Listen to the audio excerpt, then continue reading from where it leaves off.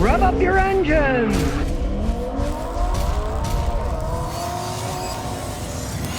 Today I'm going to show you how you can save thousands of dollars in suspension repair on your car. Now, suspension systems have gone a long way since I was a young mechanic. No longer do cars all have simple shock absorbers with a bolt on the top, a bolt on the bottom. Take the two bolts off, put new shocks on. They have McPherson struts. They even have computer-controlled McPherson struts. They have electronics and hydraulics inside them. And being so complex, of course, they're expensive as can be. You want your suspension parts to last as long as possible. I'm going to show you how you can make that possible. Now realize that many of your suspension parts have rubber seals or rubber bushings in them. Over time, these things are going to rot, crack, leading to really expensive repairs. And that's why over the years I've used this AT205 reseal. It's just a clear polymer. It looks just like water, but it doesn't smell like water.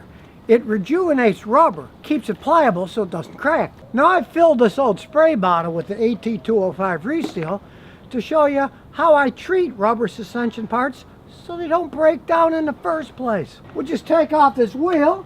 Off it comes.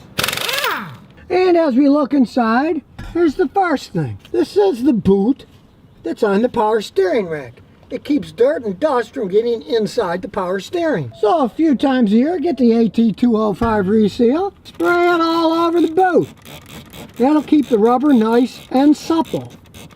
It's a royal pain in the rear end taking all the suspension apart to replace it if it cracks, so a little preventive maintenance goes a long way. And on the top of the strut, the same thing. This is a dust shield. Spray it every once in a while. It'll keep the rubber nice and supple so it won't crack. And you can do the same here on the torsion bar right here. And of course, here's the CV axle. You can spray the rubber boot there to keep it from cracking. And hiding inside here are rubber control arm bushings. You want to keep them nice and lubricated with the AT205 reseal. Because if that control arm goes bad, you got to take a lot of suspension parts to replace it. They're very expensive. You want to prevent that rubber from getting brittle, cracking, and then your suspension gets off and you have to replace them. Now the next thing to think about to let your suspension system last longer is your tires. Because realize, your tires actually absorb a lot of the shocks. They're flexible. When you hit bumps, these things flex in and up. They often take just as much shock away from the car as the shock absorbing system does. So of course, you want to keep the right amount of air in your tires, and you want to watch your tires to make sure they're not wearing out oddly. Because if they start to wear out oddly, one, that shows that you often have a problem in the front end where you need a ball joint or a tie rod. And if your tire is worn badly, out of balance, it shakes a lot at speeds, it's going to wear things out fast. Now the next tip, of course, is don't carry excess weight. I had a customer who was a scuba diver instructor, and he always had big old scuba diving tanks lying in the trunk. That really weighed it down and things wore out faster. So don't be a slob like me and keep all this junk in your trunk. Be more like my wife. Have a trunk that's clean. It's got a yoga mat and a little box with a few tools in it.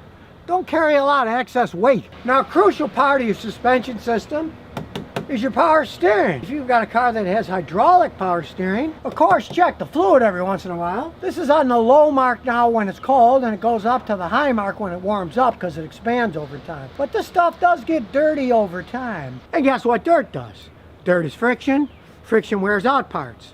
If you have to buy an uber expensive power steering pump, or even worse, if your power steering rack goes bad, then you're going to have to spend a small fortune. So if you're like me and you keep your car for hundreds of thousands of miles, 15, 20 years or more, it's a good idea to change your power steering fluid, let's say, once every 6, 7 years or something. It's not that big of a deal, but you do need to change it because eventually it gets so dirty, it turns into a cutting fluid. 1400 psi pressure, and the fluid's dirty. That actually turns the fluid into a cutting fluid that will eat through metal parts, eat up hoses, do all kinds of damage. So do change it every once in a while and find out what kind you have. Some of them are red. If the red turns black, you know it's dirty. Some of them are clear, they're easier to see when they get dirtier. It only has to be changed every once in a really long time. Just do it if you want to keep your car for as long as possible. Now for those of you who live up north or by saltwater seashore, it's a good idea to rinse the undercarriage of your car once a week to get that salt off. Salt is an enemy of suspension parts. As an example, I used to have a photographer when I did a show with CBS. He lived across the street from the ocean in Galveston, and just the spray of the salt water coming in, he didn't drive on the beach or anything, his Chryslers, they just rotted away. I looked at one of his vehicles and the thing was 3.5 years old. It was just rotting through everywhere. He never rinsed them. And of course, anything that causes corrosion is going to create problems with suspension systems. But salt is the absolute worst thing that you're generally going to run into on this planet. So, if you live in an area like that, you want to rinse your car a lot. If you're not going to do it yourself, just take it somewhere where they drive it through and it all hoses the bottom out and gets all the stuff off the suspension system. Now, another part that's rubber that have corrosion on it is your strut mounts. This is all rubber inside here. So get the reseal and pour it on the rubber. The rubber's on the inside here, on the edge, and that'll keep it from cracking. The mounts themselves aren't that expensive. Those particular ones are like $80-something a piece if you buy factory ones, but you have to take the whole strut off the vehicle, take it all apart, put the new mount on and put it back together. And if you're going to go through all that trouble, you might as well have changed the strut too, not just the mount itself. But the mounts themselves are the crucial part. The whole thing sits on that. If it cracks and breaks, the suspension can pop right up through it. You hit a bump, it'll just lose control. I've had cars that came here when I jacked them up in the air, little things just fell off the car because the only thing holding them on was the weight of the car. So when they were hitting bumps, they were actually coming out of the hole.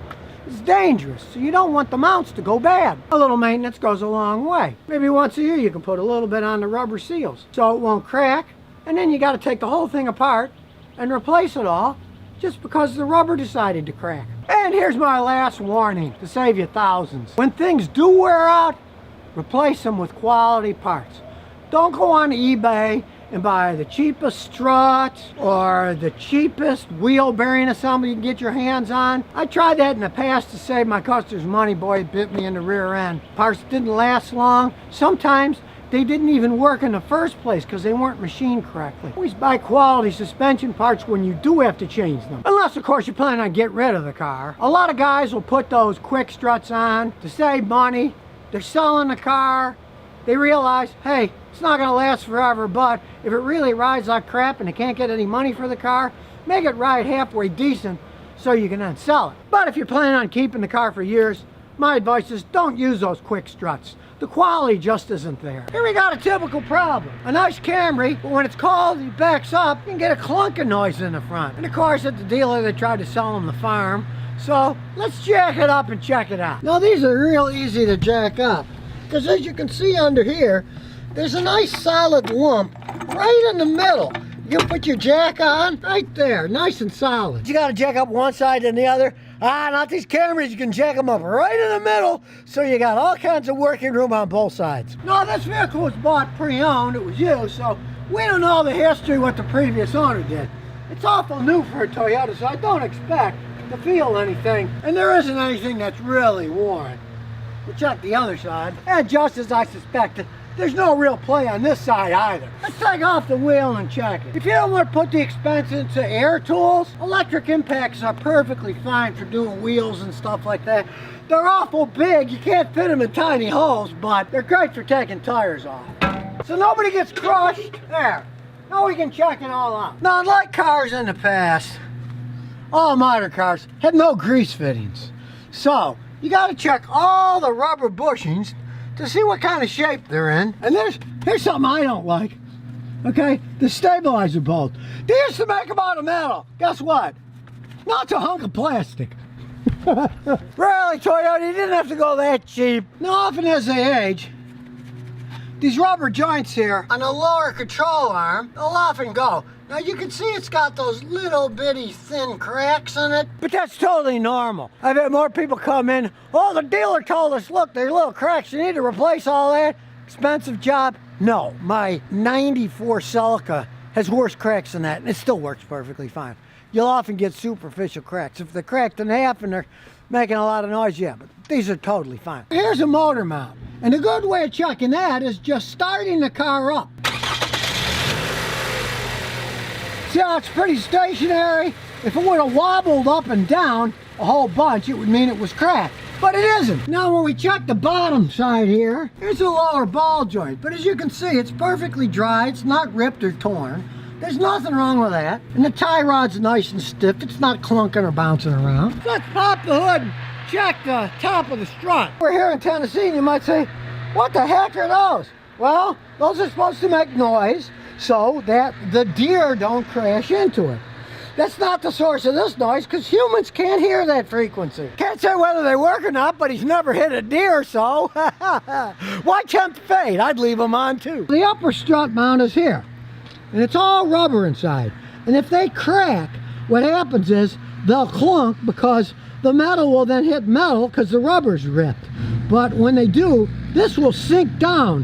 When you jack the car up in the air, as you can see, it hasn't sunk. I'll go to the other side. Same thing. That strut mount's nice and solid. It's not ripped.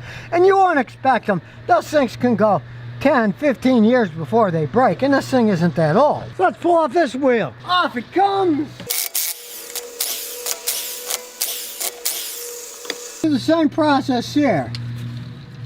Even though it's plastic, it's still solid. The stabilizer bolt. And we'll look down here. You can see this is pretty much the same as the other one. You can see small striations, but there's really nothing wrong with it. And as we look under here, the ball joint's solid again. It's not leaking grease. Everything's pretty solid. The only thing wet is because you got the car washed. So there's no obvious structural problems. Now I have seen this before, and it's often the rubber bushings just will make a noise once in a while because instead of, like when I was a young mechanic in the 60s where they had grease fittings, you grease them, the grease would go inside and lubricate it. These are just bare rubber on metal. And as they age, often you can get a clunk now and then. So I use this AT205 reseal. Simple process, poke a hole in it, open up the empty yellow bottle and pour it in. Now it looks like water, but it isn't. It's a polymer. It rejuvenates rubber. So what we're gonna do is, all the rubber parts we're going to spray, and especially where there's any kinds of bushings, like down here in the middle right here. We're going to spray those. There's one side, you can't see it very well, but there's another side too. We're going to spray that. Any place where there's a fulcrum. There's also one in here. We'll spray that. And just for kicks, we'll spray the top. This is all rubber. And we'll do the same here. And the strut mount here too. Now what happens is, this rejuvenates rubber. It gets it more pliable. So if it's clunking because it's not pliable, hard rubber, hit metal, it can make a clunk. Now, we already found out it's structurally safe. Doesn't shake on a high or anything. When we look at the tires, you can see they're evenly worn. There's no cups. They're not worn in the middle. And then big on the outside or big on the outside and worn in the middle. They're very evenly worn. So there's really no suspension problem with this vehicle whatsoever. Now it didn't do it when he originally bought it used. It only started doing it about a year ago. And sometimes it does, sometimes it doesn't. We're gonna take it for a road test now, but it's warmer, so it might not make any noise. But that shows me that it's nothing that's really structurally wrong with the vehicle. Say it had been in a big wreck. Well, when he bought it, it would have shown up right then. You would have heard the noise. And it went over a year without doing it, so got the wheels on, now we'll take it for a spin. Well, here we go. Now this is how they're supposed to sound, nice and quiet. Look, it's fixed, it's fixed. Who knows, only time will tell. So, it's not making it now. If it comes back, it doesn't mean anything. But let's say it goes away for 9 months or a year, buy a bottle of it, spray rubbers, all with it. Any kind of rubber. I put it on windshield seals. Your windows where they roll up and down, that rubber can deteriorate. This keeps them from deteriorating in the first place. It's got a lot of uses. Some guys even put it on the grips of their golf clubs. And then the sweat of their hands doesn't eat it up. So, hey, now you know how to check out a front end, see if you have a problem. Now I didn't have to worry about the dealer telling him, well, he needs to replace the control arms for $1,500. It's stable. There's nothing wrong with it. Sometimes a little noise doesn't mean all that much, but it can make a big bill if you go to the wrong place to get it analyzed. So why not do like I just did? Figure it out yourself. Save a ton of money. Or come visit me. So if you never want to miss another one of my new car repair videos, remember to ring that bell.